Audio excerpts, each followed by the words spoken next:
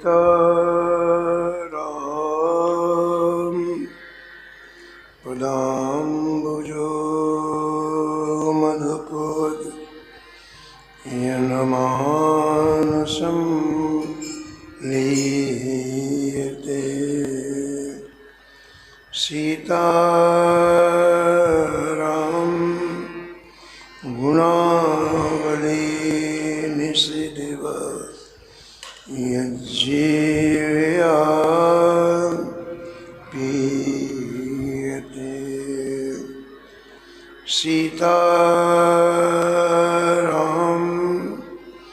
विचित्ररूपमनिशं यश्चक्षुषो भूषणं सीताराम सुनाम धाम निरतं तं सद्गुरुं संभजे।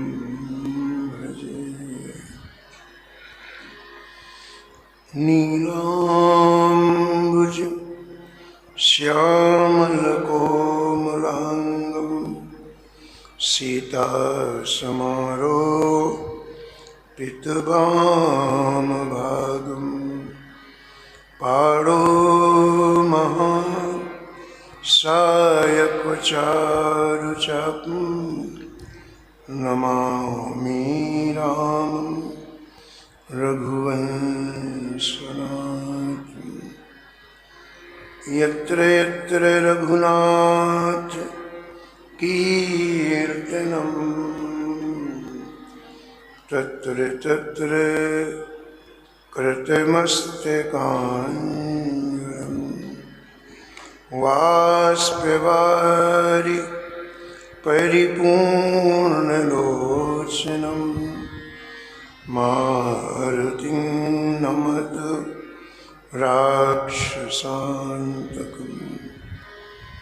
वाञ्छाकल्पतरुभ्यश्च कृपासिन्धुभ्य एव च पतितानां पावनेभ्यो श्रीवैष्णवेभ्यो नमो नमः। भक्त भक्ति भगवन्त गुरु चतुर नाम बपुएक, इनके पद वंदन किए नासत विघ्न अनेक। हरि जो आए विराजिए, कथा सुनहो इतिहास। तुम श्रोता या मार के, तुम पद रज ममुहा। तुम पीछे जो और हैं, श्रोता हैं रस खान। इनके सकल मनोरथ पूर्वहु श्री भगवान।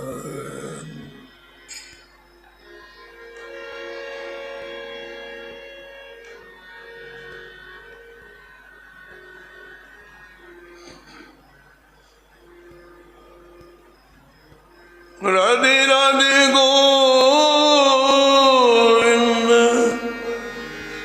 Govind Radhe.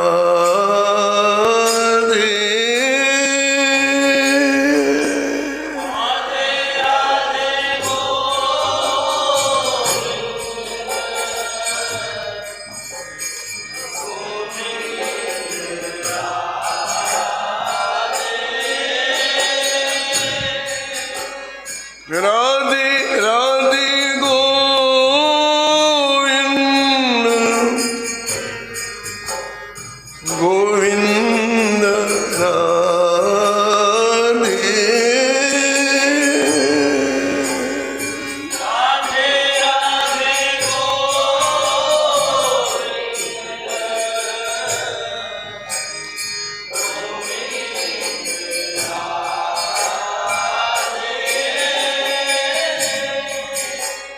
Radhe Radhe Govinda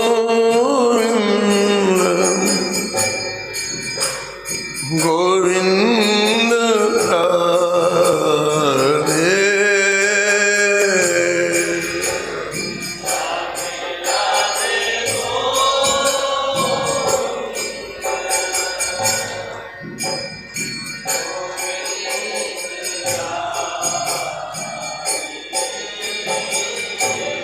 Hey Radhe Radhe Govinda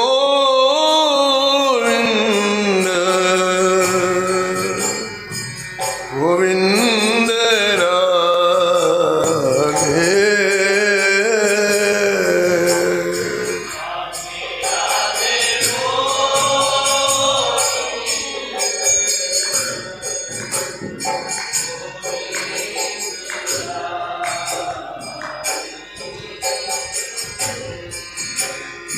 Govinda Radhe Bolo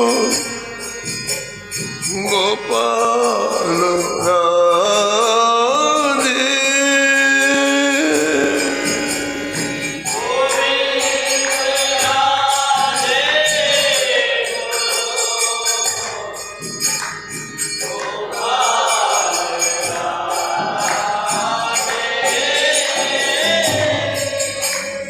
Radhe Radhe Govinda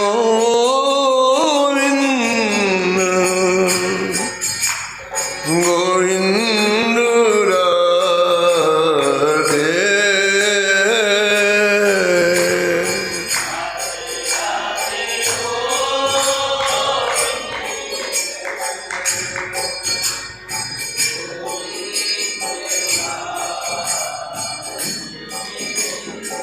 Hey Radhe Radhe Govinda Govinda Radhe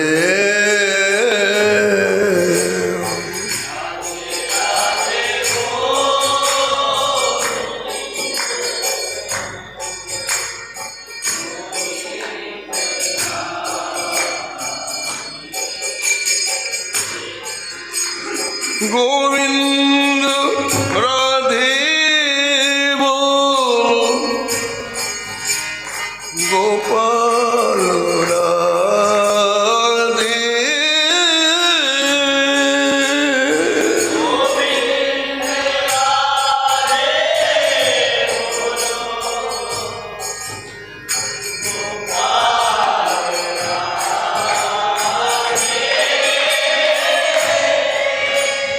Radhe Radhe Govinda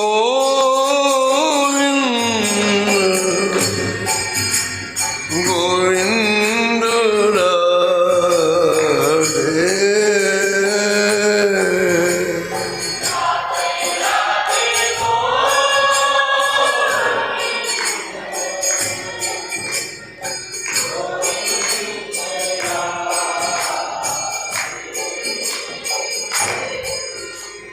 Radhe Radhe Govinda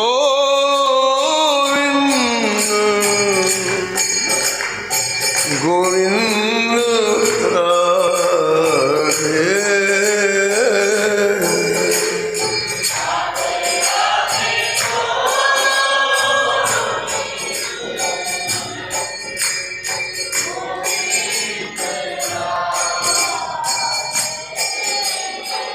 Hey Radhe Radhe Govinda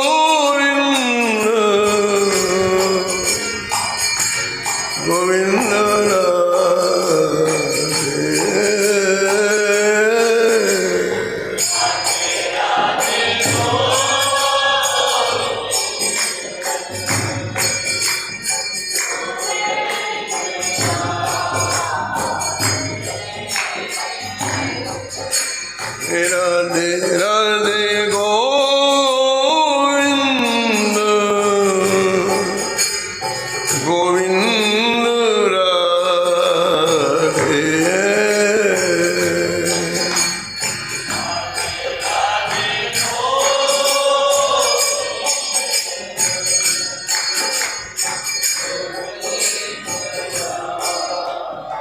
Shri Janaki Vallabh लाल की।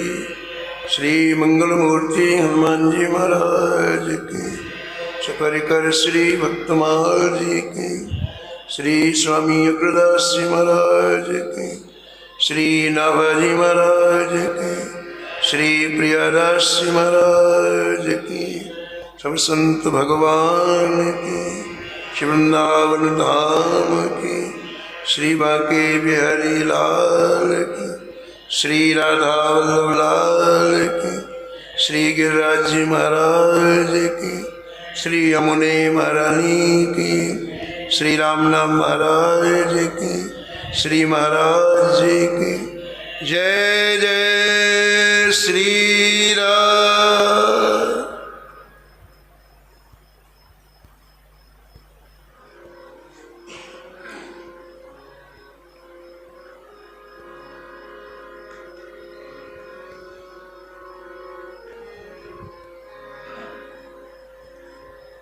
कृष्ण कृपा को पर प्रगटो बिलो मंगल मंगल स्वरूप।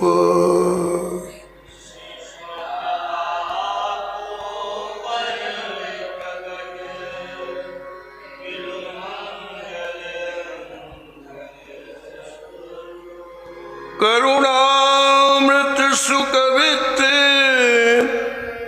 युक्त अनुचिष्ट उचारी।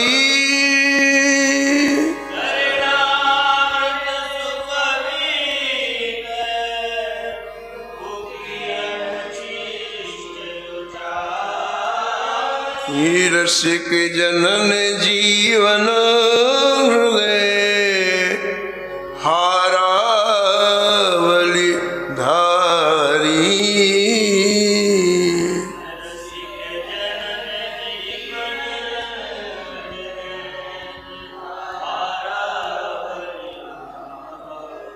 हरि पकड़ायो हाथ बहुरता लियो छुटाई। हरि पकड़ायो हाथ बहुरता लियो छुटाई। कहा भयो कर छुटे बदो जो हियते जाई।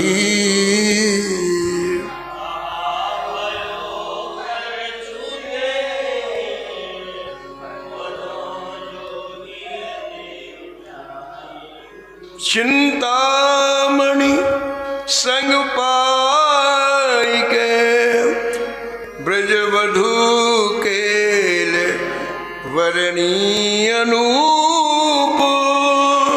चिंतामणि संग पाई के ब्रजवधू केल वरणी अनूप। कृष्ण कृपा को पर प्रगटो विलो मंगल मंगल स्वरूप।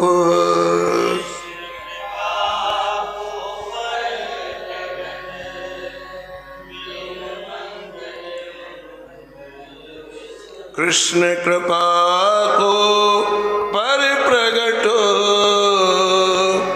विलो मंगल मंगल स्वरूप।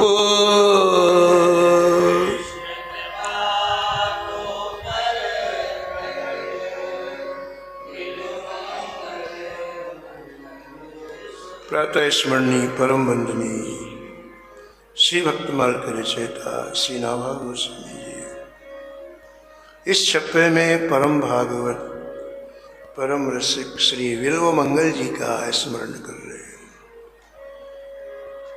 और निष्कर्ष के रूप में कहते हैं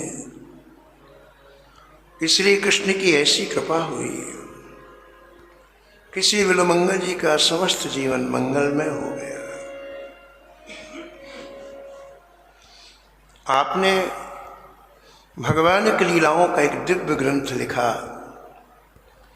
जिसका नाम हुआ कृष्ण करणामृत। जैसे श्री जयदेव स्वामी जी ने गीत गोविंद की रचना की, ऐसे श्री विलोमंगल जी ने एक दिव्य ग्रंथ की रचना की जिसका नाम हुआ कृष्ण करणामृत। श्री कृष्ण चैतन्य महाप्रभु जी जब जगन्नाथपुरी में रहते थे, 12 वर्ष तक किसी से बात नहीं की। जल के बिना जैसे मछली तड़पती है, ऐसे श्री कृष्ण चैतन्य महाप्रभु जी श्री कृष्ण के लिए तड़पते थे। एक बार श्री कृष्ण कहते 8 घंटे की मूर्छा आ जाती। उस समय 3 या 4 अंतरंग व्यक्ति महाप्रभु जी के समीप में रहते, किसी से ना बात करते, किसी से ना बोलते, हा कृष्ण हा कृष्ण हा कृष्ण, निरंतर बस एक ही ध्वनि उनके मुख से निकलती है। शरीर का एक एक अंग दुखता, जोड़ दुखते, सिर की नसें दुखती, विरह में व्याकुल होकर के तड़पते थे। नींद एक क्षण के लिए आंखों में नहीं आती थी। क्या दिन क्या रात कुछ पता नहीं चलता है, कब रात हो गई कब दिन आ गए। श्री चैतन्य महाप्रभु जी की सेवा में एक समर्पित भक्त थे जिनका नाम था गोविंद। अद्भुत सेवा, शायद ही ऐसी किसी ने अपने गुरु की सेवा की होगी। अद्भुत सेवा की, अपना जीवन ही समर्पित कर दिया। 12 वर्ष तक गोविंद सोए नहीं, 12 वर्ष तक गोविंद ने भोजन नहीं किया। 24 घंटे महाप्रभु जी के सेवा में तड़पते तड़पते महाप्रभु जी रात्रि में जब थक जाते तो गंभीरा, एक छोटी सी कोठरी का नाम गंभीरा है, उस गंभीरा में महाप्रभु धड़ाम से गिर पड़ते, शरीर चकनाचूर हो जाता थक के। गोविंद के मन में आता, देखो फिर महाप्रभु जी सुबह होगी फिर यही करेंगे तो शरीर तो पूरा टूट जाएगा। महाप्रभु को थोड़ी याद है कि मेरी क्या स्थिति हो रही है। तो चुपचाप एक कटोरी में तेल लाते गोविंद, और जो मार्मिक स्थल होते रात्रि में उन स्थलों में तेल की मालिश करते, तलवों में करते, सिर में करते, छाती में लगाते, हथेलियों में लगाते। 1-1.5 घंटे तक रोज महाप्रभु जी को पता नहीं होता था, और चुपचाप गंभीरा से बाहर आकर के लेट जाते। सुबह फिर वही, फिर महाप्रभु जी कृष्ण विरह में फिर तड़पने लगते। जिय की बात जिय ही में रही री,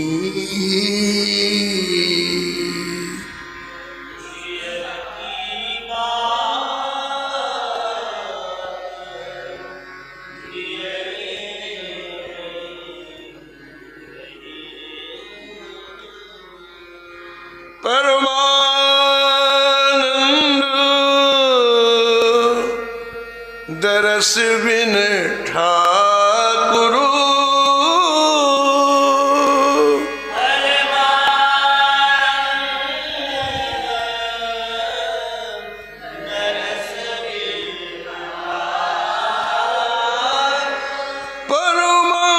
परमानंद, दरस बिन ठाकुर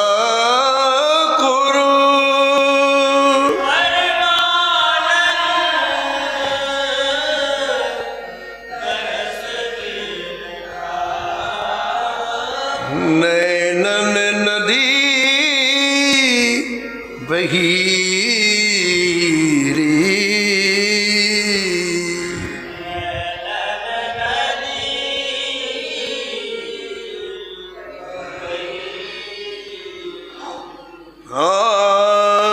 नैनन नदी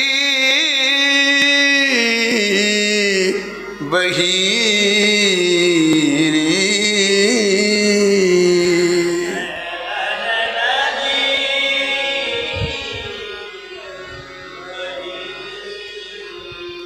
जिय की बात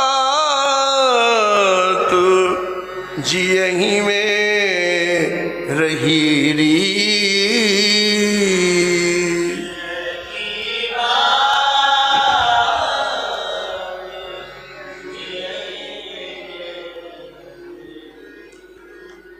तो उस समय जब महाप्रभु जी ऐसे व्याकुल होते, शरीर का वाह ज्ञान नहीं होता,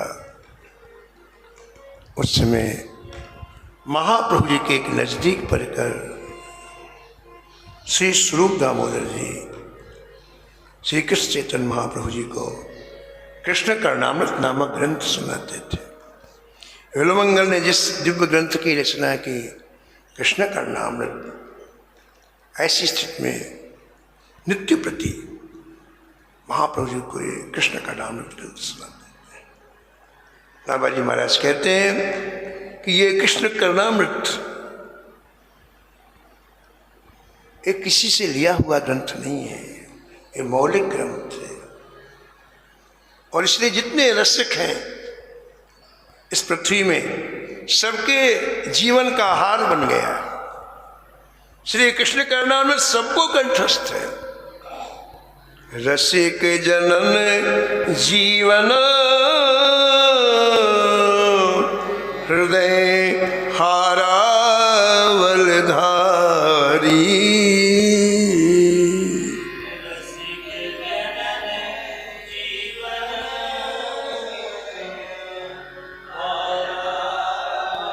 हृदय हारावल धारी, हृदय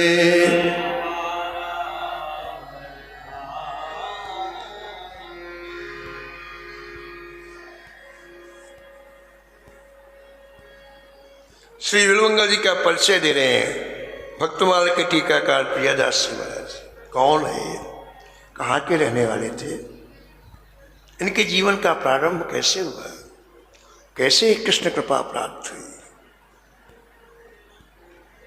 कृष्ण में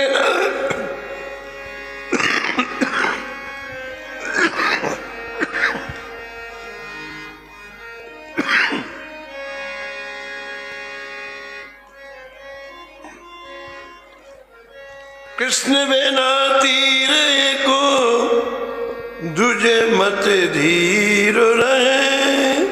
कृष्ण बिना तीर को दुजे मत धीर रहे। हो गयो अधीर संग चिंतामणि पाए के।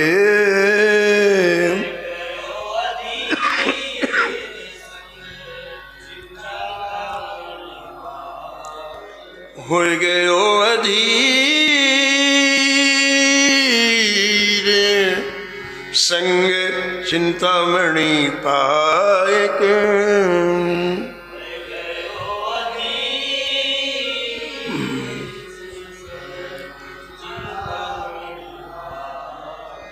श्री भक्तमाल जी में प्रत्येक महापुरुष का चरित्र का प्रारंभ जिस ढंग से होता है उसमें मानव जीवन के उतार चढ़ाव का पता चलता है। हमारा जीवन एक लंबी यात्रा है। इस यात्रा में कितने उतार चढ़ाव आते हैं, कितनी अनुकूलताएं आती हैं, कितनी प्रतिकूलताएं आती हैं। और जो ठाकुर जी का हो जाता है उसको, उसे श्री ठाकुर जी कैसे संभालते हैं। इन सभी का समावेश इन चरित्रों में होता है। यदि ठीक से देखा जाए तो प्रत्येक भक्त का जीवन हमारा ही जीवन है। हर मनुष्य के जीवन में ऐसी घटनाएं घटित होती हैं। श्री विल्वमंगल जी का परिचय श्री प्रियादास जी महाराज देते हैं कि ये दक्षिण भारत में एक बड़ी पवित्र नदी है कृष्ण वेना। जैसे हमारे यहाँ श्री यमुना जी हैं, श्री गंगा जी हैं, श्री मंदाकिनी जी हैं, ऐसे दक्षिण भारत में बड़ी मान्यता है श्री कृष्णवेना नदी की, बड़ी पवित्र नदी। उस कृष्णवेना नदी के तट पर एक गांव में ब्राह्मण परिवार में बिड़ुमंगल का जन्म हुआ। इनके पिता ने इनको बहुत संस्कार दिए, बचपन से पढ़ाया लिखाया, सात्विक वातावरण में रखा।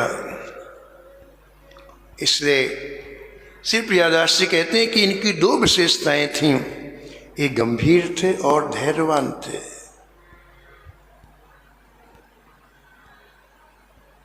मत धीर रहे, जल्दी चित्त इनका क्षुभित नहीं होता था। जो व्यक्ति हल्का होता है, संसार की घटनाएं देख करके घबरा जाता है, चित्त क्षुभित हो जाता है। इनके माता पिता ने इतने अच्छे संस्कार दिए थे, ये गंभीर थे और धैर्यवान थे। देखो जीवन का प्रारंभ देखो आप, लेकिन इस मानव जीवन में व्यक्ति कहाँ धोखा खा जाए, इस मानव जीवन में व्यक्ति का कहाँ पतन हो जाए, कुछ पता नहीं। दो बातें हैं। पहली बात तो यह है कि हमारे लाखों जन्म हुए हैं और लाखों जन्म में हम पता नहीं क्या क्या बने हैं। 84 लाख योनियों में कभी कुत्ते भी बने, कभी बिल्ली भी बने, कभी सांप भी बने, कभी छिपकली भी बने, कभी बैल भी बने, क्या क्या नहीं बने। तो शरीर तो हमारा वो चला गया, गधे का, सांप का, कुत्ते का शरीर तो चला गया, लेकिन उसके संस्कार चित्त में अभी भी। और उस चित्त के संस्कार कब प्रकट हो जाए कुछ पता नहीं। इसलिए एक संत कहते थे कि किसी की प्रशंसा जब तक उसकी मृत्यु ना हो जाए नहीं करना चाहिए। वो बहुत अच्छा है या बहुत, बिल्कुल नहीं करो। पता नहीं जीवन के अंतिम श्वास में अंदर का कौन सा संस्कार जागृत हो जाए, किसी के बस की बात नहीं है। व्यक्ति ऐसा सोचता है कि इसने किया मैं नहीं करूंगा, ऐसा नहीं बाबा। लाखों जन्म के संस्कार यहां है। इसलिए लिखा है कि ये जिसको संभालते हैं वही संभालता है, बाकी किसी का कोई निश्चय नहीं कौन कहां जाएगा। विनय पत्रिका में लिखा है गोस्वामी जी ने कि हमें तो यही समझ में नहीं आता कि कौन नरक जाएगा, कौन स्वर्ग जाएगा, कौन भगवान के धाम में। पता नहीं कब किसका चित्त कैसा हो जाए। को जाने को जई है जमपुर, को जाने को सुरपुर पर धाम को।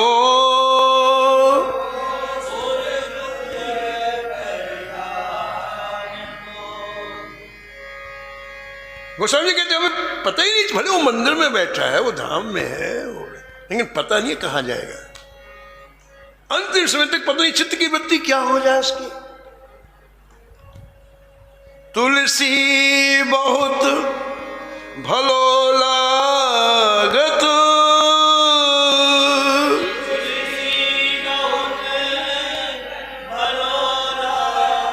जग जीवन राम गुलाम को।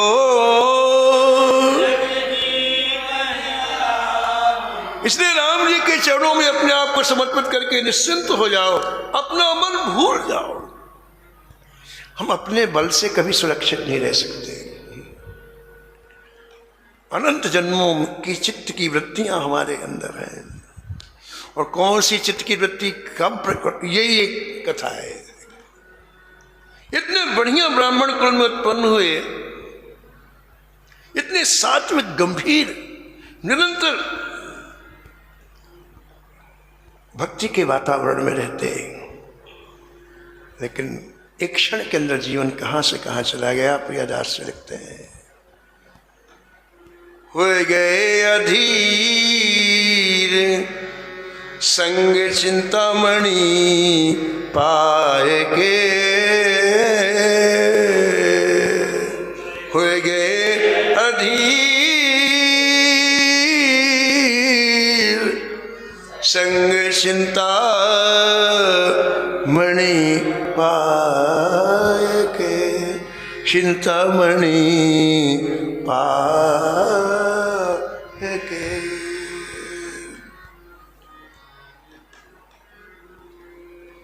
एक दिन पिताजी ने कहा, बेटे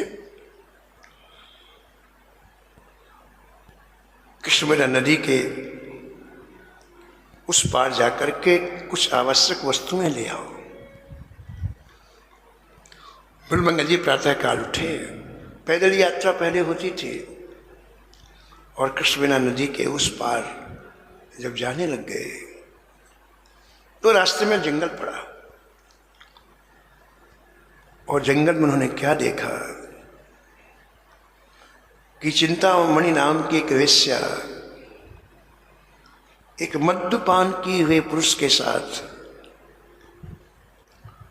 नृत्य कर रही है और गान कर रही है। इस दृश्य को इन्होंने अपनी आंखों से देखा। श्री बिल्वमंगल जी ने इस दृश्य को अपनी आंखों से देखा, और एक क्षण उसके हाव भाव नृत्य गान को देख करके इनका मन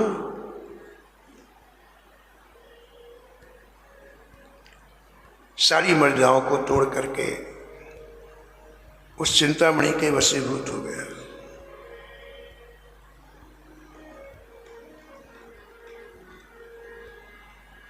कल्याण के संपादक पूज्य भाई जी एक बहुत अच्छी बात कहते थे, बहुत बढ़िया बात। वो कहते थे कि देखो, हमारे पास मन बुद्धि चित्त ये तीन चीजें हैं। अगर बुद्धि हमारी ठीक नहीं हुई तो मन हमें कहीं से कहीं ले जाके पटक देगा। यदि बुद्धि हमारी ठीक हुई तो हम विवेक से निर्णय लेंगे, ये काम करना चाहिए कि नहीं, ये काम नहीं करना चाहिए। आंखों ने किसी दृश्य को देखा, जो कैसे व्यक्ति का परिवर्तन होता है। आंखों ने किसी दृश्य को देखा और मन से कहा, उस दृश्य को मन के पास भेज दिया। मन ने क्या किया, देखो साइकोलॉजिकल बात सुनो, मनोवैज्ञानिक बात सुनो आप। मन ने क्या किया कि इसके पहले जीवन में हमने जो ऐसे दृश्य देखे थे वो फाइल सामने कर दी। नहीं, कितनी बड़ी विचित्र बात। आंखों ने किससे अच्छी बात हो चाहे बुरी, इससे मतलब नहीं है।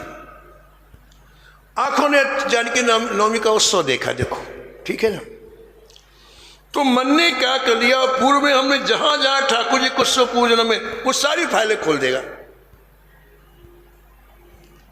हमारे हजारों जन्म की फाइल मन खोल देगा।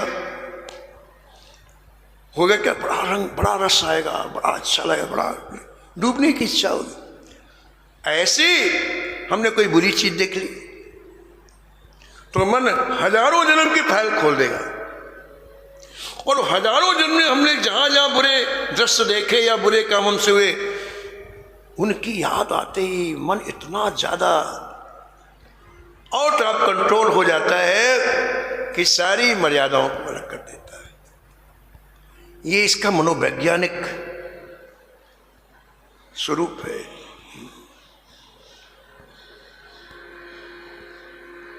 एक क्षण ही देखा इन्होंने, लेकिन सारी गंभीरता, सारा धैर्य समाप्त हो गया,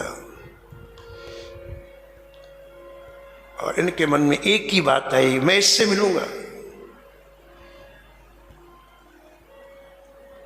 वो तो वेश्या थी, आपने पता लगाया कहाँ रहती है, उसके घर में गए, उसने देखा कि ये मेरे वश में है, इनका तेज, ब्राह्मण परिवार का तेज, सुंदर भी थे, तो वेश्या भी इन्हें देख करके मोहित हो गई। और परिणाम क्या हुआ कि जो बिल्वमंगल का जीवन परम पावन था, पवित्र था, माता पिता की सेवा करते थे, वो बिल्वमंगल सब कुछ छोड़ करके उस चिंतामणि वेश्या के यहाँ रहने लग गए।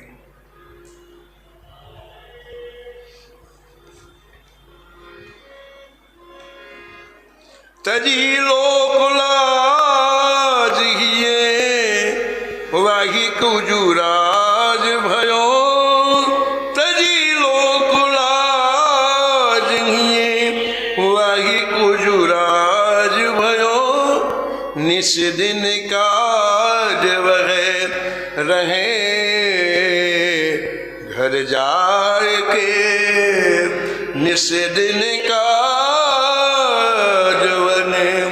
रहे घर जाए के। शास्त्रों में वर्णन है कि किसी को ऊंची उठने की 9 सीढ़ियां हैं। किसको अपने जीवन का उत्कर्ष करना है तो 9 सीढ़ियां हैं।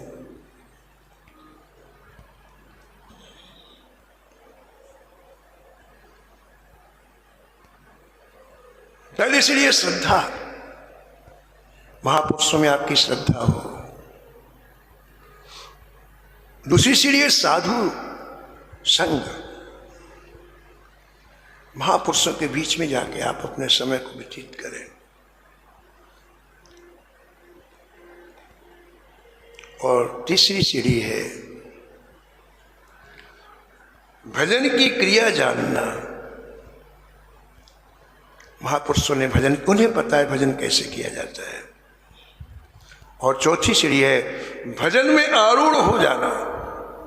केवल जानने से काम नहीं चलेगा, हम सुनते ही रहे कुछ करें नहीं तो कैसे काम चले। भजन में लग जाना, अपने आप को समर्पित कर देना। और 5वीं सीढ़ी है अनर्थ की निवृत्ति। भजन होते ही सारे अनर्थ हमारे जीवन के समाप्त हो जाएंगे, अमंगल समाप्त हो जाएंगे।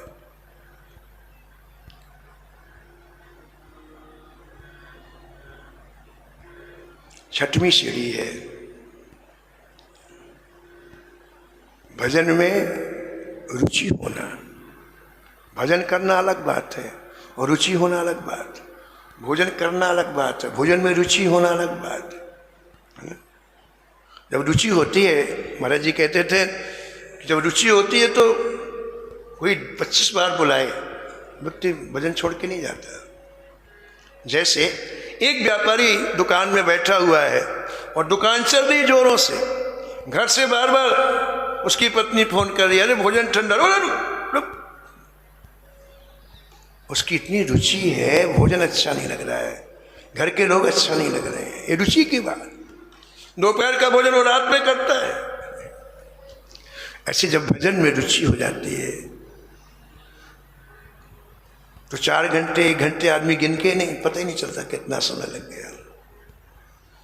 और अगली सीढ़ी है भजन में निष्ठा होना। उसकी अगली सीढ़ी है भजन में भाव होना। उसकी अगली सीढ़ी है प्रेम राज्य में प्रवेश होना। जैसे जीवन के उत्कर्ष की ये 9 सीढ़ियां हैं, वैसे पतन की भी 9 सीढ़ियां हैं। आदमी कैसे गिरता है, गीता में लिखा है संगात संजायते कामः, कामात् क्रोधो भी जायते, कामात् क्रोधो भी जायते। आपने किसी दृश्य को देखा, मनोबुरे दृश्य को देखा, और उसको देखते ही अब आपका मन उसे पाने के लिए व्याकुल हो गया। आपने उसका मन से संग किया, अभी वस्तु आपको मिली नहीं, आपने मन से संग किया उसको पाने के लिए। कामना उत्पन्न हुई, पहले संग हुआ, अब उसको पाने की कामना हुई। फिर अगली सीढ़ी क्या है? अब वही वस्तु मिल जाती है तो लोभ, और नहीं मिल जाती है तो क्रोध। क्रोध कब आता है? हमारी कामना की को जब ठेस लगती तो क्रोध आता है। ठीक है, आपने मन में जो सोचा वो यदि मिल गया तो फिर और मिले, लोभ, और नहीं मिलती तो क्रोध। ये नियम है गीता का। संगात संजायते काम, कामात् क्रोधो भी जायते। नहीं मिली चीज क्रोध आ गया, और क्रोध आते कहते कि बुद्धि आपकी मोहित हो गई। मोहित बुद्धि का तात्पर्य है न करने योग्य कार्य आप कर बैठेंगे। क्रोध एक ऐसा भूत है जो न जाने क्या करा ले, हम सबको पता नहीं। बुद्धि मोहित हो गई। क्रोधात् भवत सम्मोहा, सम्मोहात् स्मृति भ्रमा। अब क्या हो गया? बुद्धि समाप्त हो गई तो स्मृति हमारी समाप्त हो गई।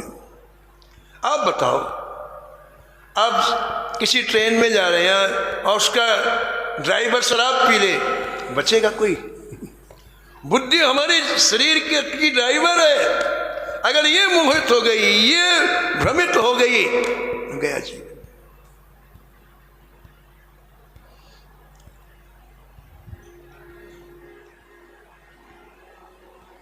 सम्मोहात् स्मृति भ्रमा, स्मृति भ्रंशात् बुद्धिनाशो, बुद्धिनाशात् प्रणश्यति।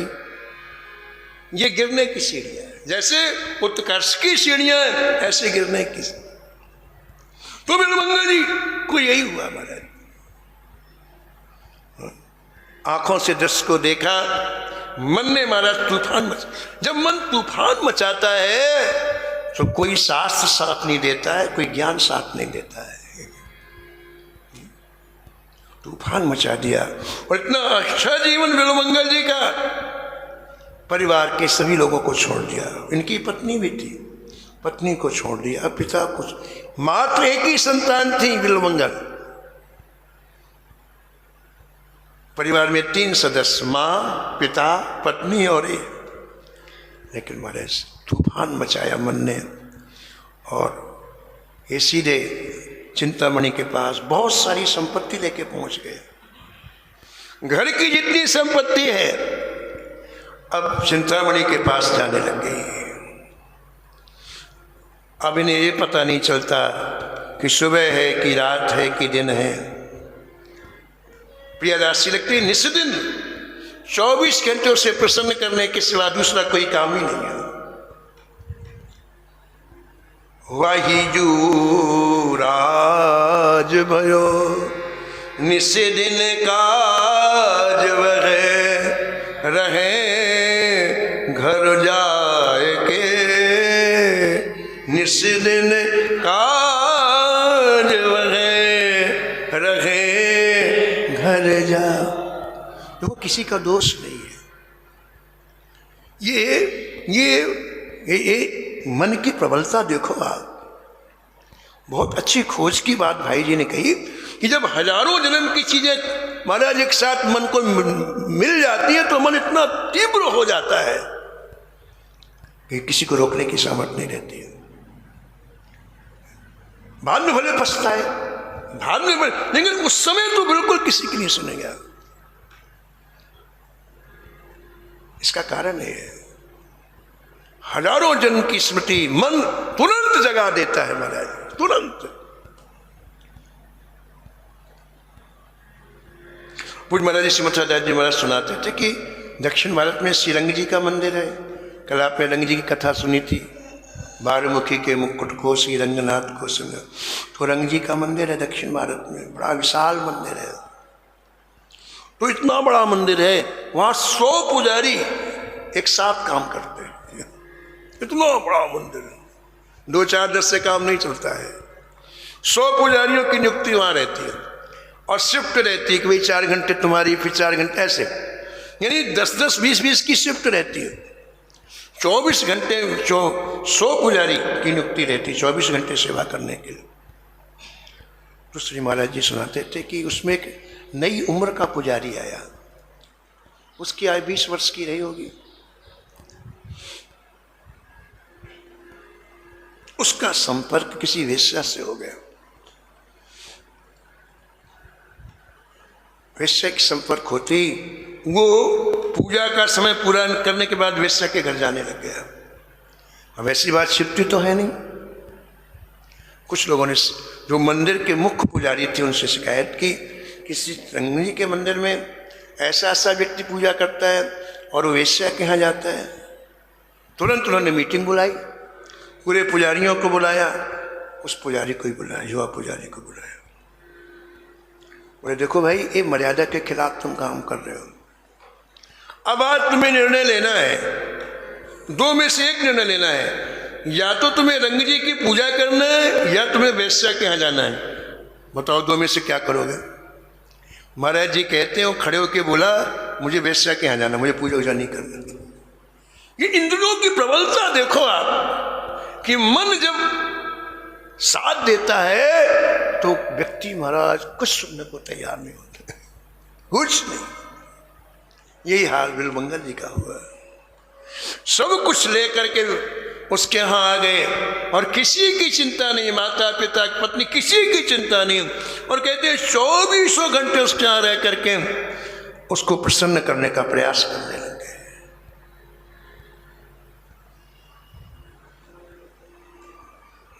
पिता को इतना धक्का लगा, हार्ट अटैक आ गया, मर गए।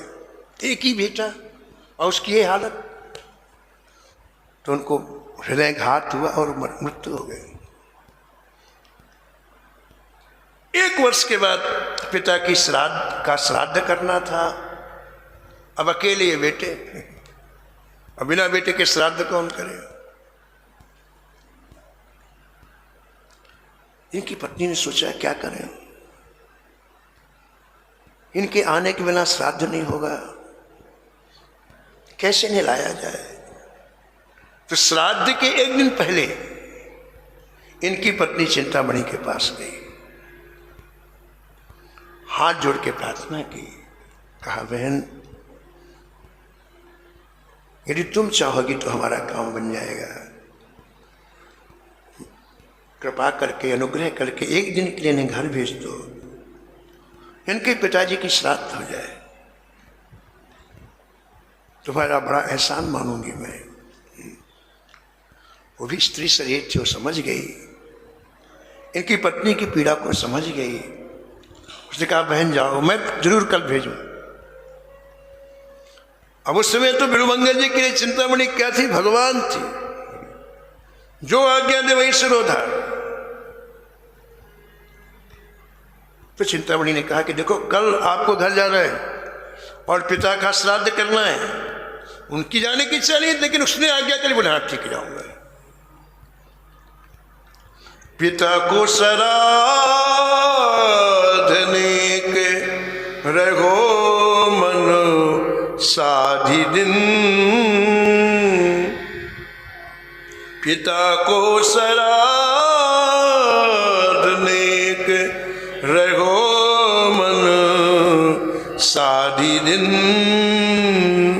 शेष में अवेश चलो अति अकुलाय के, शेष में अवेश चलो अति अकुलाय के। चिंतामणि के कहने से बिल्वमंगल जी घर आए 1 वर्ष के बाद। पूरी तैयारी थी पिता की श्राद्ध की, पंडित लोग थे, सब ब्राह्मण लोग थे, पंडितों ने क्रिया कराई श्राद्ध की। इनका मन नहीं लग रहा, इनका मन तो वहीं पर चिंतामणि के पास। ब्राह्मण भोजन हुआ, केवल बैठे हैं, मन नहीं लग रहा है। ऐसा करते करते संध्या हो गई, सूर्यास्त हो गया। जैसे सूर्यास्त हुआ तो उठ के खड़े हुए, दौड़ करके कृष्णवेणा नदी के किनारे के उस पार जाना है। चिंतामणि कृष्णवेणा नदी के उस पार रहती है। नदी में आए तो क्या देखा कि कोई नाव नहीं। बरसात के दिन बड़ी भारी नदी का तीव्र प्रवाह है।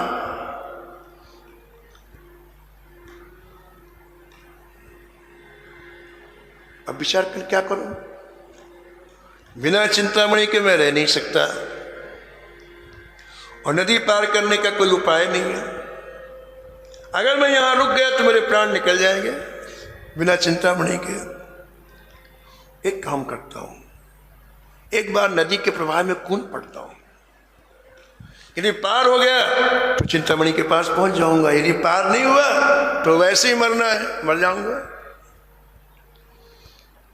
ऐसा विचार करके आप उस भयंकर तीव्र प्रवाह वाली नदी में कूद पड़े। हमने एक दिन कहा था कि भगवान हमारी की क्रियाओं को देखते हैं।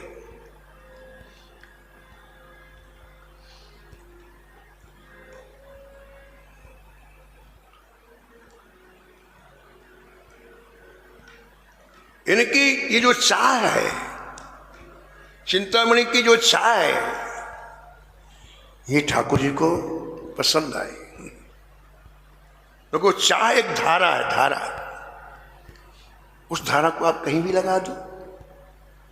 अगर चाह की धारा ही नहीं है तो सूखे क्या करोगे आप? कुछ भी नहीं करोगे। अब ये अलग बात है कि धारा वो एक चिंतामणि के साथ में जहां होनी चाहिए वो अलग, लेकिन उसको आप लगा सकते हैं। पानी का प्रवाह है, आपने कोई नहर निकाली तो उस पानी को आप खेत में लगा सकते हैं, खेत की फसल हो जाएगी। लेकिन पानी ही नहीं है तो चाह ही नहीं हमारे जीवन में तो कुछ नहीं मिलेगा। टन टन गोपाल। और जिनको चाह है, महापुरुष उस चाह को मोड़ देते हैं। जो चाह संसार की तरफ जा रही है, विश्व की तरफ, उसको महापुरुष टर्न कर देते हैं, ठाकुर जी में लगा देते हैं। इसलिए गोस्वामी जी ने रामायण लिखने के बाद कहा कि जैसे कामी व्यक्ति को स्त्री अच्छी लगती है, हे नाथ मुझे आप वैसे अच्छी लगो। प्रवाह कामहीनार प्यार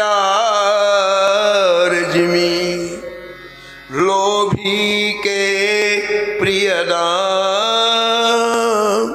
जैसे लोभी व्यक्ति को धन अच्छा, एक प्रवाह है, एक नहर की धारा है, केवल आप उसको टर्न कर दो, मोड़ दो, एक करंट बह रहा है।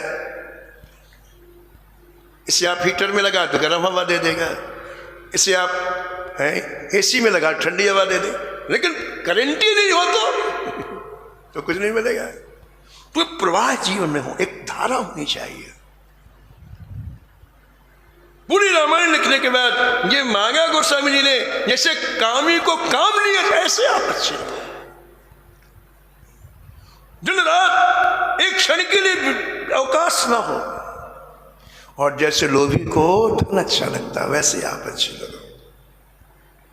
कामहीनार प्यार जिमी लोभी के प्रियदाम। जिम रघुनाथ निरंतर प्रिय लागहु मोहि राम। जिम रघुनाथ निरंतर प्रिय लागहु मोहि राम। प्रिय लागहु मोहि राम।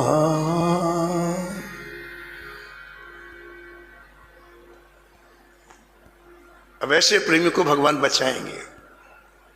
इस प्रेम की धारा को भगवान अपने में जोड़ेंगे। धारा बन गई ना, देखो ये धारा बन गई।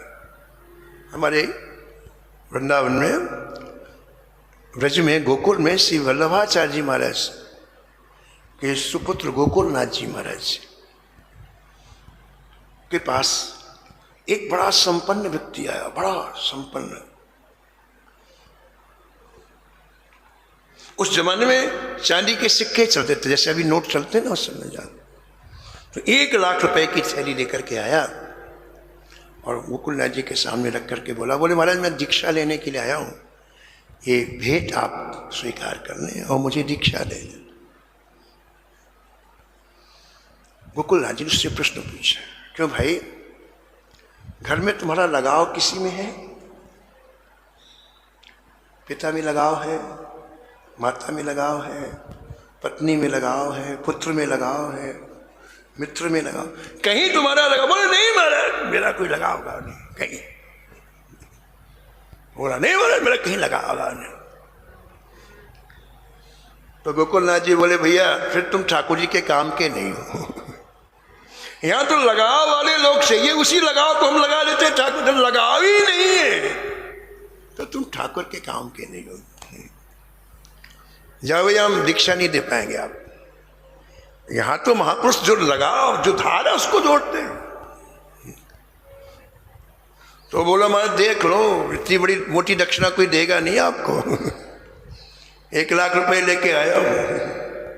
गोकुलनाथ जी बोले देख लो, 1 लाख छोड़ने वाला भी तुम्हें कोई नहीं मिलेगा। तुम भी देख लो ऐसी दीक्षा, लेकिन जब तुम्हारा कोई लगाव नहीं तो क्या दीक्षा देना है। चला गया। और 1 घंटे के बाद एक व्यक्ति दौड़ता हुआ हाँफता हुआ, महाराज मैं बड़ा कामी हूं, स्त्रियों के पीछे घूमता हूं, मेरा ये है ऐसा। बोले ठीक है ठीक है तुम बैठो, तुम काम के हो, तुम्हारा प्रभाव बना हुआ है ना कहीं तो लगाव है ना। जाओ यमुना जी स्नान करके आओ। यमुना जी स्नान करके आया और महाराज तुरंत उसकी वृत्ति को श्री बालकृष्ण लाल से जोड़ दिया, वो संत बन गया। बस यही बात है। भक्तमाली में कई ऐसे प्रसंग हैं जहां प्रवाह को जोड़ दिया गया था, बस कुछ नहीं किया गया। कई एक नहीं कई प्रसंग हैं ऐसे ही। बिल्वमंगल जी के इस प्रवाह को जो चिंतामणि के साथ जुड़ा हुआ है, श्री ठाकुर जी कैसे अपने में जोड़ेंगे, बड़े ही दिव्य रसमय कथा है। लेकिन समय की मर्यादा में हम वाणी को यहीं विराम देंगे। शेष कथा कल सुनाएंगे। नमो नमो